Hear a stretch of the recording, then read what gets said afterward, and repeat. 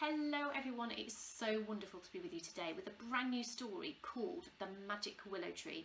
Now this story was inspired from a trip that I had this weekend to a beautiful sunflower field where I took my daughter, and it was just the most beautiful thing, probably one of the prettiest things I'd ever seen.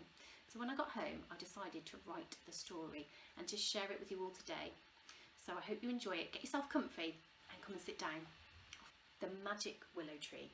Eliza loved reading stories, especially stories filled with adventure and magic. It was a Saturday morning and Eliza visited the library with her mom, dad and brother Toby. "Just go into the story section," said Eliza to her mom. Eliza was 7 years old. She had always loved books from a very young age. Her mom and dad had always read to her. Eliza was now a free reader, which meant that she could choose any book that she wanted because she could read anything and everything. As Eliza searched the shelves for a new story, she felt something tap her on the shoulder. She turned around, but there was no one there. She looked at the shelf behind her. She noticed a book. She hadn't seen it before. It was called The Magic Willow Tree. The picture on the front was an enchanting tree that looked mystical and magical. "Wow," said Eliza. She picked up the book and went to read in a small corner of the library. There were beanbags and cushions, and Eliza got comfy and opened her book. She read aloud, "The Magic Willow Tree" by Sarah Griffiths. Suddenly, the pages began to glow with a golden glistening light.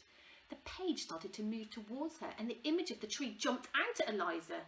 Eliza found herself standing right next to the magic willow tree. "I'm in the story," shouted Eliza.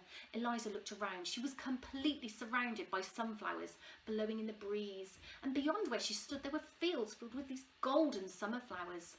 She bent down and smelt one of them. "Oh, this smells so sweet," said Eliza. She walked up to the willow tree and the branches parted as if they were inviting her inside. She walked through the branches and she could feel the soft leaves touching her hair and brushing past her arms. Eliza carried on walking. The tree was lit up with green twinkling lights, and as she looked up at the branches they seemed to go on forever. Eliza walked up to the trunk of the tree and there was a small archway. She climbed inside and there was a spiral staircase that she climbed up, and the fireflies inside lit her way. As she reached the top, the stairs led to a wooden platform and into an enchanted treehouse that overlooked the sunflower fields below. As she looked out at the view, Eliza felt so happy. The sky was a deep turquoise blue with cumulus clouds moving slowly across the sky, and the golden sunflowers looked like they were waving at her as they turned to face the sun. Eliza took a deep breath in. She watched the birds flying across the sky. Eliza went to sit down on a comfy chair, and a little grey squirrel scampered towards her and sat on the arm of the chair.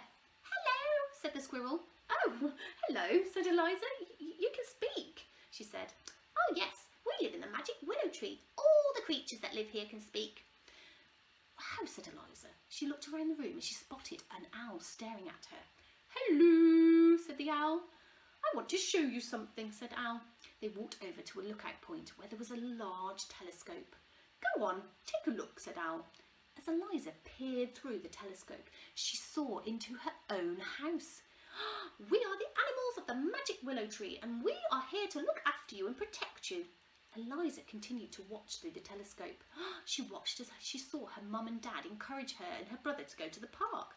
"No, I don't want to go," said Eliza. "I want to play on my computer." Next, the telescope forwarded to another day. "Let's go for a picnic in the woods," said Dad. "Oh, picnics are boring. I want to play on my tablet," said Eliza. "I just want to go on my computer games," said Toby. "We wanted to show you by bringing you to our treehouse just how magical nature can be," said the very wise owl. "We think you have forgotten." "Oh no," said Eliza. "Oh, thank you for reminding me of the beauty that is all around me and showing me through your telescope how I was behaving. I can see that I had forgotten," said Eliza sadly. "I realised that I had been so busy playing on my games on my computer and I forgot about all the amazing things that are right outside my front door." "We wanted to bring you here to remind you, Eliza," said Owl.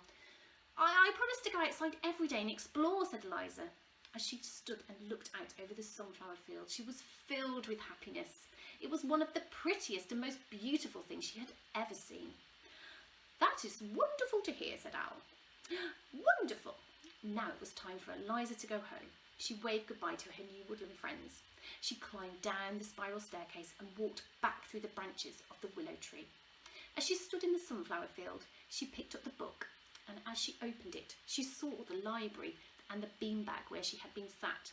Eliza felt herself moving and merging into the picture, and all of a sudden she was back sitting on the beanbag where she had started. "Eliza, it's time to go," said Dad. "Okay," said Eliza. Do you think we could go for a walk to the sunflower fields today, Dad?" asked Eliza. "Oh, yes, of course," said Dad. What an adventure Eliza had experienced. She realised what she had been missing and promised herself that she would spend every day exploring nature and spending time with her family. So that's my story called The Magic Willow Tree, which is inspired from nature and from my own experience of visiting a sunflower field. So whatever you do today, I hope you get to go outside and explore the magic of nature. Goodbye.